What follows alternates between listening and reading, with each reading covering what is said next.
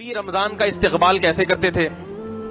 رمضان میں کا جو سب سے بڑا وصف کیا ہے؟ روزے. رمضان میں روزے فرض ہے نا، تو نبی شعبان سے ہی روزے رکھنا شروع کر دیتے تھے. نبی کیا کرتے تھے؟ جتنے روزے آپ صلی اللہ علیہ وسلم شعبان کے مہینے میں رکھتے تھے، اتنے روزے کسی اور سال میں کسی اور مہینے نہیں رکھتے تھے. یہ استقبال ہے. سمجھ رہے ہو بات کو؟ تاکہ اپنے آپ کو اس کے لیے پہلے سے تیار کر لیں. ہم نہیں رکھتے شعبان میں روزے. اور یہ نبی کی شفقت کہ امت خود کیا کیا آپ صلی اللہ علیہ وسلم نے شعبان کے روزے رکھے کثرت سے، مگر امت کو کہا کہ نصف شعبان کے بعد روزے مت رکھو. کیوں؟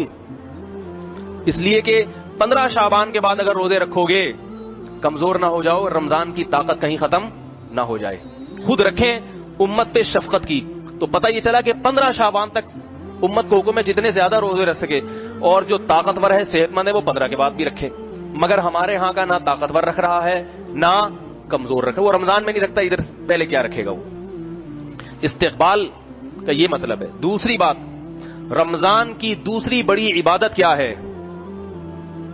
پہلی عبادت جو رمضان کی سب سے بڑی ہے وہ روزہ ہے. دوسری کیا ہے بتائیے؟ تراویح. تراویح میں قرآن کی تلاوت ہوتی ہے. تو رمضان کے آنے سے پہلے شعبان کے مہینے میں ہی تہجد کا اہتمام شروع کر دیا جائے اور تلاوت کی کثرت شروع کر دی جائے. سمجھ میں آ رہی ہے بات؟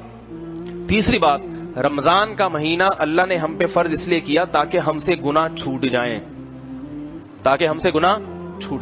تو شعبان میں ہی گناہوں سے اجتناب کرنا شروع کر دیا جائے تاکہ رمضان تک پہنچتے پہنچتے سارے گناہ چھوٹ جائیں. جو جس برائی میں مبتلا ہے شعبان ہی سے اس برائی کو چھوڑنے کی کوشش شروع کر دے. سمجھ میں آ رہی ہے بات؟ یہ 3 کام کرنے کس مہینے میں؟ بولو بھائی.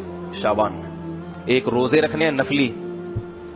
نمبر 2، رات کو تہجد کی تھوڑی سی ہمت کرنی ہے. اور نمبر 3، گناہوں سے بچنے کی. گناہ کسے کہتے ہیں؟ بد نظری ہے. آج کل انٹرنیٹ پر بہت بےہودہ چیزیں دیکھی جا رہی ہیں. جوان آدمی اپنے آپ کو ان چیزوں سے بچانے کی کوشش کرے. ماں باپ کی نافرمانی بہت ہو رہی ہے گھروں میں، باپ کا احترام ہی نکل گیا ہے. ماں کا تو پھر بھی تھوڑا سا کر لیتے ہیں کیونکہ ماں جو ہے نا آگے سے وہ بیچاری کمزور ہوتی ہے، ڈرتی ہے اولاد کے سامنے. باپ چونکہ جواب دیتا ہے تو پھر یہ آگے سے ڈبل بھر کے اس کو جواب دیتے ہیں. اس لیے باپ کا احترام ذرا مشکل ہوتا ہے کیونکہ باپ سنا دیتا ہے کھری کھری، تو آپ میں برداشت ہے نہیں، آپ اس سے زیادہ کھری کھری سنا دیں گے اس کو. تو ابھی سے کنٹرول کریں. یہ یقین کر لیں کہ یہ میرا باپ ہے، اس کی پیشانی پر اگر میں نے محبت کی نگاہ ڈالی 1 حج اور عمرے کا ثواب ملے گا. نفرت کی نہیں، محبت کی بن کے رہے. اللہ تعالی ہم سب کو نیک اولاد بننے کی توفیق عطا فرمائے اور مشفق باپ بننے کی توفیق. وما علینا الا البلاغ.